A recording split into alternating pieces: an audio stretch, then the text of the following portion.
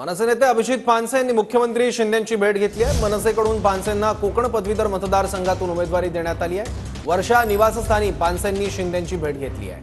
दरम्यान भाजप आणि शिंदे गटाकडून अजूनही उमेदवार देण्यात आला नाहीये। अभिजित पानसेंची मुख्यमंत्र्यांच्या भेटीनंतर ही प्रतिक्रिया आहे। मुख्यमंत्र्यांनी मला विजयाच्या शुभेच्छा दिल्या असं अभिजित पानसे यांनी म्हटलं आहे। मुख्यमंत्र्यांना विनंती केली की जे मतदार आहेत त्यांना म्हणजे सरकारी असो किंवा प्रायव्हेटमध्ये असो तर त्यांना एक अर्धा दिवसाची सुट्टी मंजूर करण्यात यावी ऑफिशियल, की त्यांना जेणेकरून मतदानाला जाता येईल। त्यांनी मला शुभेच्छा दिल्या आणि